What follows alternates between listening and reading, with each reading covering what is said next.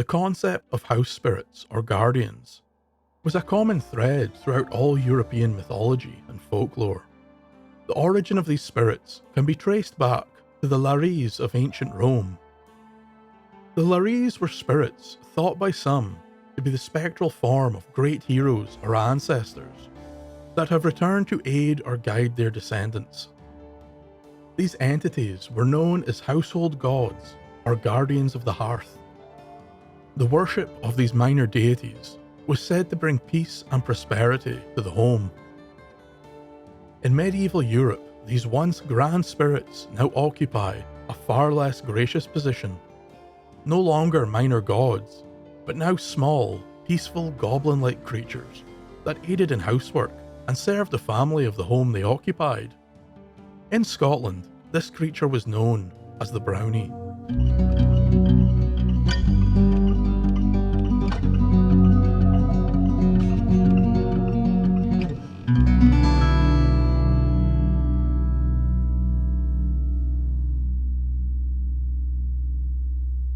Before we start today's video, I would like to tell you that we have our first ever guest, Anna Bridgeland, who will be joining us a little later to share her knowledge on the subject.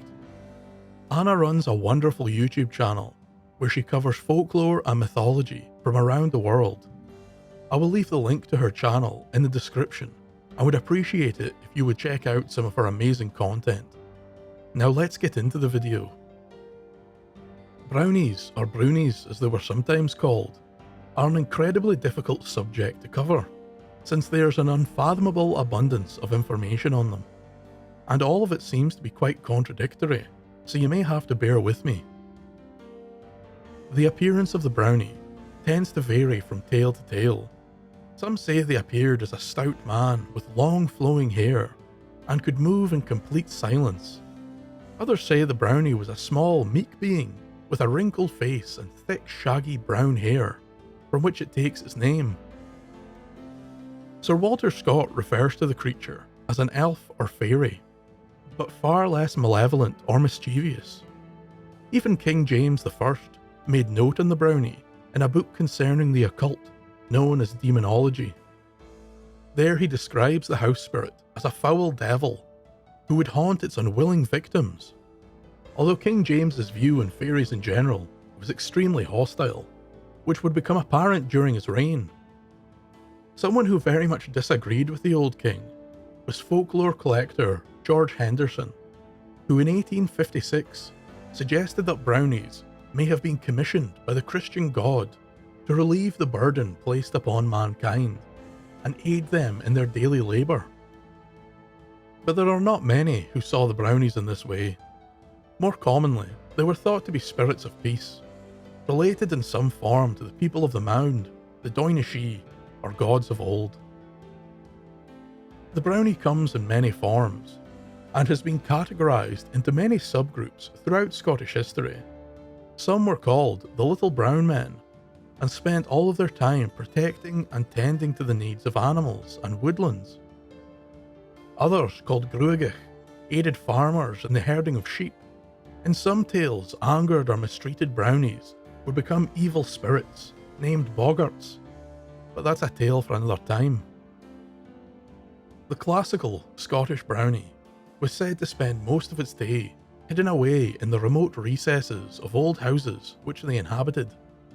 As night fell, the curious little creature would come out from hiding and employ himself completing household chores.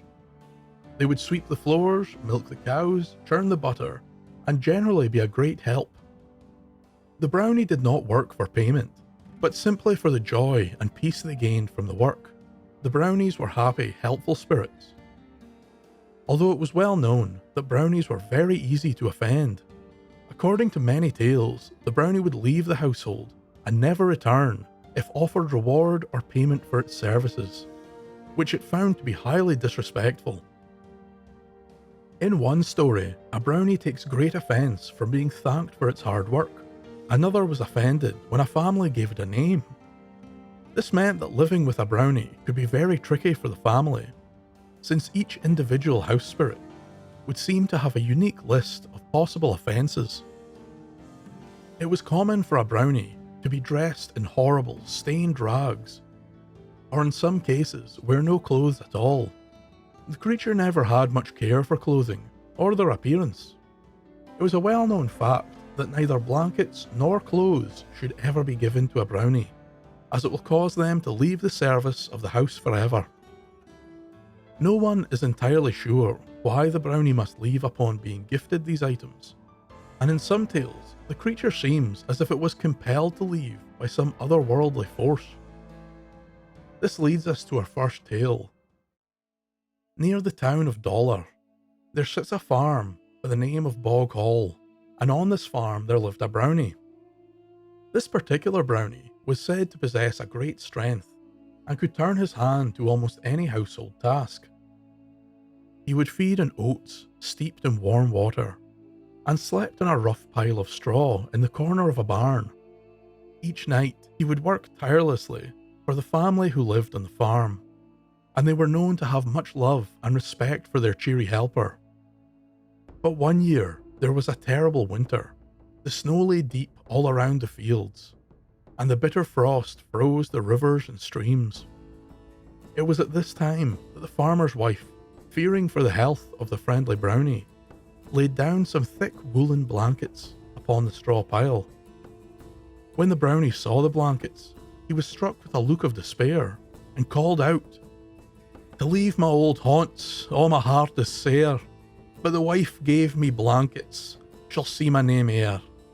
I've worked in her barn for evening till day, my curse on the blankets that drove me away. All the boon I asked were my sowins and straw, but success to bog all, although brownie's awa." Although the brownie wished well for the farm and the family, it was his time to go, and so walking alone in his tattered rags, the poor house spirit headed out into the winter night. After the brownie left, it is said that Bog Hall was never the same, and within a few years the farm was abandoned and left to grow wild. The brownies, although lacking the power of their more noble elven brethren, can still produce wondrous feats of fairy magic. One tale that involves these otherworldly abilities concerns a brownie from the Scottish borders. This house spirit was in service to a local laird and would work on his estate. On a particularly stormy day, the lady of the house, who was heavily pregnant at the time, fell into labour. Quickly she ordered a servant boy to ride to Jedburgh and fetch the wise woman. Showing no great haste with his task, the servant went to his room and began to change into a thick travelling cloak, hoping it would keep the rain out. The brownie had overheard the conversation and became infuriated at the servant's lack of speed. So the little spirit slipped out of the house and, taking the laird's finest horse, set off to Jedburgh at breakneck speed. Never had a horse moved with such swiftness. Through the fields and over the fences the brownie rode, till he came upon the River Tweed, which in the terrible storm was fit to burst. Before him was a small bridge in a state of disrepair, but worrying not, the brownie on horseback dashed across the wooden planks, and before long came to Jedburgh. There the little house spirit confronted a shocked wise woman, who was quickly cajoled onto horseback, and the pair set off on the return journey. Upon returning to the Tweed, the brownie saw the bridge was now no more, and the river was a torrent of white and blue. Not slowing down, the fey creature drove himself, the horse, and the now terrified wise woman directly into the torrent. After a short time, all three popped out of the Tweed safely on the far bank, still moving at a rapid pace. Firing through the fields and back over the fences, the brownie and the wise woman arrived at the house. The awestruck wise woman entered the house and was shown to the lady's chambers. The pregnant woman could barely believe her eyes. It was only 3 or 4 minutes ago that she had sent the servant on his task. As the wise woman aided the lady of the house, the brownie went to the servant's quarters, where the boy was still in the process of dressing for his journey.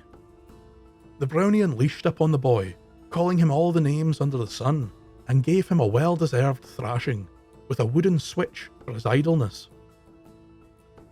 The wise woman delivered the lady's child safely, and the laird, ecstatic over the birth of his new child, wished to thank the servant boy.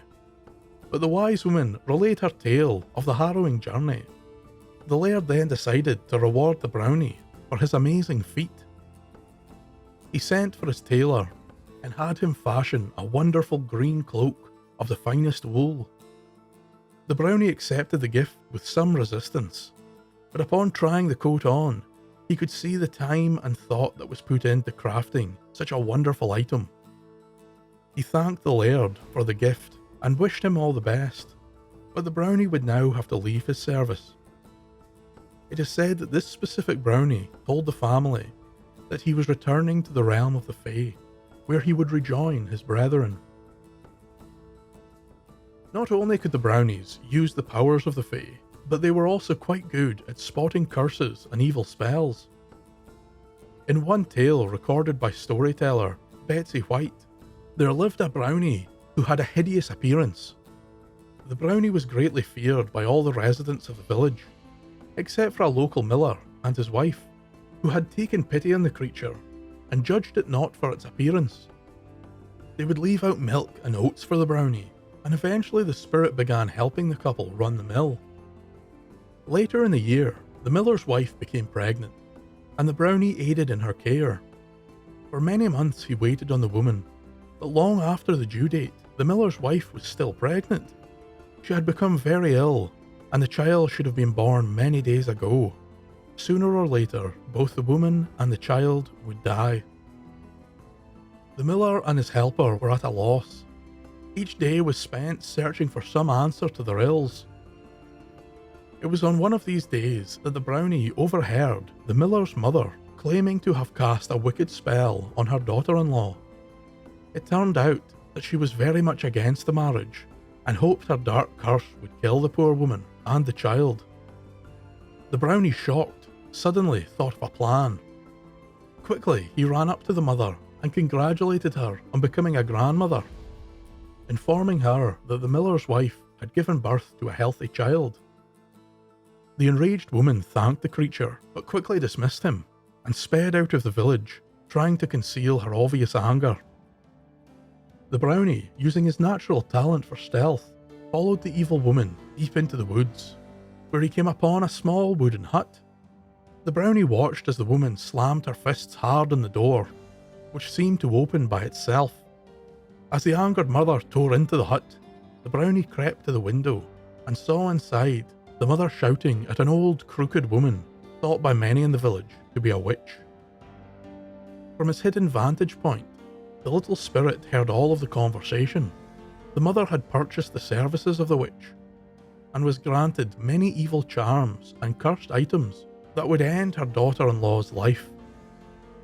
Firstly, the mother was taught how to tie the witch's knot and told to do this to the poor woman's hair. The second item was a gift of raven feather pillows, said to bring nightmares and fever. And the final gift was that of a small black cat, known to be the witch's devil familiar. The familiar would stay close to the daughter and ensure the death of her and her unborn child. Upon hearing of all these evil manifestations, the little house spirit ran with all haste back to the mill, and straight to the bedside of the miller's wife, where he cut out the witch knots in her hair, threw the raven pillows out of the house, and finally, in quite a grim action, strangled the devil cat to death. That very afternoon, the miller's wife would give birth to a healthy son, and the couple were overjoyed. The quick-thinking brownie stayed on as a mill worker and resident house spirit until the miller's mother eventually died of old age. Only then would the creature leave the family, knowing them to be safe. A tale of a slightly different brownie comes from the island of Copenhagen in the Orkneys. The island was so small, it had only one farmer. He would tend to his cattle on the island, and if the weather was rough, he would sleep in a small hut at the island's centre. It was on one of these occasions, when the farmer was lying in bed, slowly dozing off, he spotted a strange, naked creature standing in his hut. The man leapt from his covers and lit a lamp, It was only then he could get a proper look at the creature. It was shorter than a man and had wet, leathery skin. The crown of its head was flat, and in the place of hair or beard, there was slimy seaweed. The farmer, thinking it was some kind of evil spirit or devil, quickly picked up his Bible. He began to read from the book of Psalms. He had heard of evil creatures being banished upon hearing the word of God. But the odd little man seemed to pay no heed to the biblical verses. The farmer then flew into a rage and picked up his iron crook.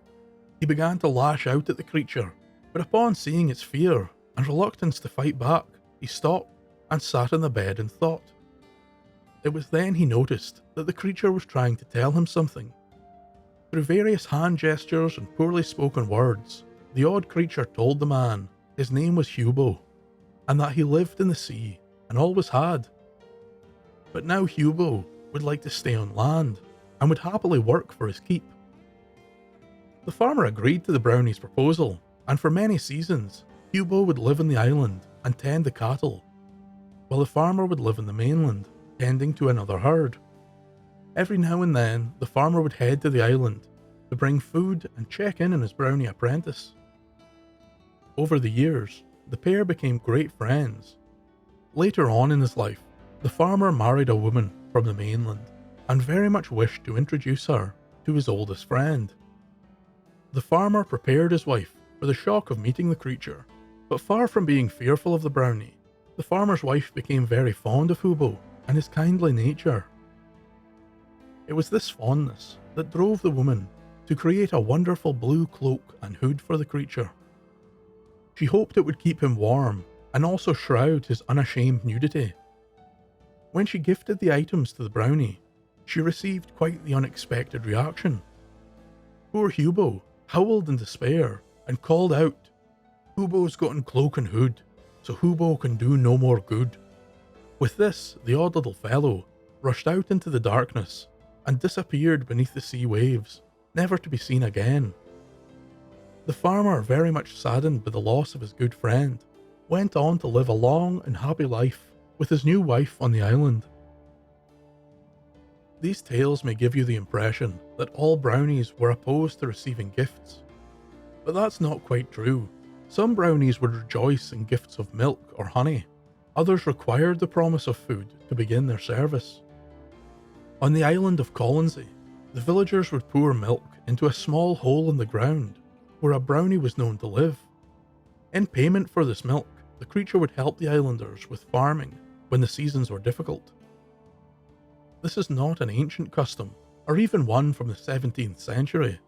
In Alistair MacGregor's Compendium of Scottish Folklore, the Peat Fire Flame, it was recorded that crofters were still pouring milk into the hole near Balnarad farmhouse as recently as 1910. The crofters told MacGregor that once per year, on the first night the cattle were to be let out of the barn, he would take a jug of milk and pour it slowly into the cavity. He would then turn around and walk away without looking back. It was said that this was done out of respect to the Brownie, and in the hope he would watch over the cattle while the crofters slept. At one point in history, Brownies seem to have become a kind of status symbol, and many rich families or clan leaders claimed to have a Brownie in service. One of these spirits was in the service of the MacLachlan clan. The Brownie was said to be a strange ragged creature that lived in the clan castle near Loch Fyne. This particular house spirit would tour the castle on wintry nights and would check in on guests to ensure they were warm in their bed and provide extra blankets. At other times, the Brownie could be found warming his feet on the glowing embers within the kitchen grate. Even as late as the 19th century, there were still households that claimed to have a resident Brownie. One of these creatures was in the service of Clan Mackay and was known in the area as the Little One. It was even said that in 1807, when Colonel Mackay went off to fight Napoleon in the Peninsular War, that the house spirit accompanied his master. The colonel came unscathed through some of the most ferocious fighting the war had to give. When it ended, the surviving soldiers returned to Scotland. and would describe the incredible view of the colonel charging into battle with the little one perched on the peak of his saddle, warding off the hot lead bullets that flew all around him. The colonel and the Brownie returned home to Kintyre, and the spirit returned to his previous duties. Although now he was also tasked with cleaning and preparing the colonel's uniform and armaments. So every day, for many, many years, the Brownie would come to the house at dusk and work all night. Then an hour or two before daybreak, he would quietly leave by the back door. But on one harsh winter's night, the colonel came upon a trail of small bloody footprints leading from the house. Concerned about his little companion, he set his wife the task of finding some shoes for the poor creature. The wife had never really cared for the Brownie, and quickly hunted out a pair of old, tattered shoes, discarded by one of the children, and left them on the back doorstep. No one is sure whether it was simply the gift of clothing, or the lack of consideration and appreciation shown by the colonel's wife, but the little one was never seen again. Over the many years, there has been hundreds of tales involving these interesting creatures. Perhaps I will cover more another day, but now I would like to mention the odd classification of the Brownie in Scottish tradition, before I hand the floor over to our guest. Many researchers of folklore and even Scottish history find it difficult to classify the Brownie. It is traditionally regarded as being related to, but entirely distinct from the Fae and fairies of old. In fact, the tales and beginnings of the Doineashee far outdate those of the Brownie, which seem to have been a more modern addition to Scottish folklore. And by more modern, I mean sometime in the 15th or 16th century. The prominent writer, Sir Walter Scott, classifies Brownies as a class of beings distinct in habit and disposition from the freakish and mischievous elves. Folklore researcher Catherine Briggs even suggests the possibility that Brownies may be a form of ghost or spectre, since house spirits seem to have some link with the dead, and could be linked to the spirit of a kindly ancestor that remained in the house to aid his relations. The house spirits, or hearth guardians, originating from the ancient Roman Lares, have spread all over the world and appear in the folklore and mythology of many cultures. To tell you more about these spirits, I will now hand the floor over to our wonderful guest, Anna Bridgeland. If you haven't already, check out her channel, where she guides you through the history and tradition of many otherworldly topics. The name Brownie seems to originate sometime in the early 16th century, and the first mentions of the creature that we know of come from the Scottish lowlands. Although many tales of the Brownie can be found on the English side of what is now the Scottish border. But the Brownie is only one of many household spirits that can be found in British folklore. In Ireland, a creature known as the Pooka has said to have been doomed to the drudgery of housework until he was considered worthy of a reward. This would commonly come in the form of clothes, at which point the Pooka would swiftly depart, overjoyed at having been granted his freedom. On the Isle of Man in the Irish Sea, a creature named the Fenadiri would help farmers tending their cattle and harvesting their crops. Fenadiri are commonly regarded as less intelligent than the Brownie. In one tale, a Fenadiri is asked with rounding up a flock of sheep, but, try as he may, one small grey sheep would always outwit him and escape. In the end, it turned out that this grey sheep was actually a hare that just happened to be in the field at the time, and was more than quick enough to escape the Fey shepherd. A common household spirit in the north of England was the hob, so named due to his association with the hearth. Some hobs would aid in household chores, but in general they seemed to be far more mischievous than the Brownie, and if offended they could become a terrible nuisance. Much like their Scottish counterpart, the gift of clothing was an incredible offence to the hob, and often resulted in the disappearance of the creature. Leaving the British Isles, we find a sprite from Germanic folklore called the kobold. Kobolds are commonly invisible, but can take material form, where they appear as small human-like figures. This spirit tends to adapt quickly to their surroundings, which includes their clothing and general appearance. In one tale, a kobold who lived upon a ship was known to dress like a sailor and smoke a small pipe. The kobolds were also known to aid in household chores, but much like the Brownie, they're easily offended, and it's said that if you were to neglect a kobold, they would harass and trick those who dwell within the house. The Brothers Grimm make mention of being similar to the Brownie in their tale The Shoemaker and the Elves, in which a busy shoemaker is aided by two small elves that appear during the night and complete his work. For aiding the shoemaker, the elves each receive a set of fine clothes, after which they wish the shoemaker good luck and leave, never to be seen again. This trend of house spirits continues up into the Scandinavian countries as well, where we see the Nissa or Tomta, creatures that share some aspects of the Scottish Brownie.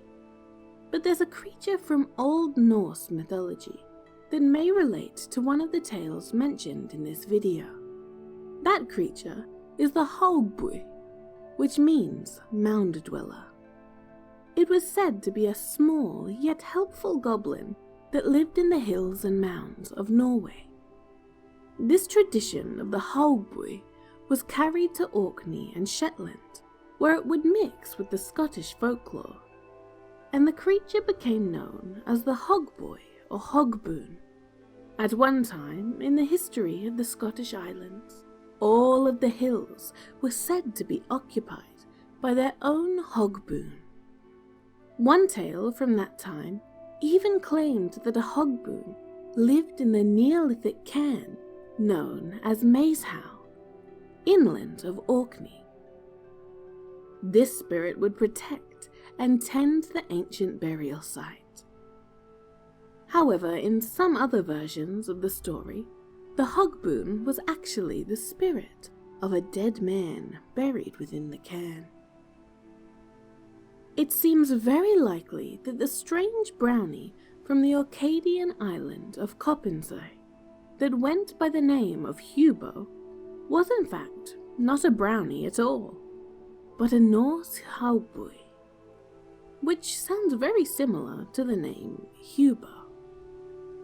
Now I could go on and on forever about household creatures and spirits, many of which I've looked into in depth in my own channel, but alas, for now, I will bid you farewell.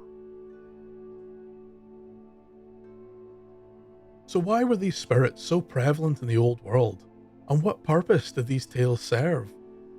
One explanation comes from folklore researcher Leslie Newman, who suggests that the Brownie was the personification of how a good house servant should act.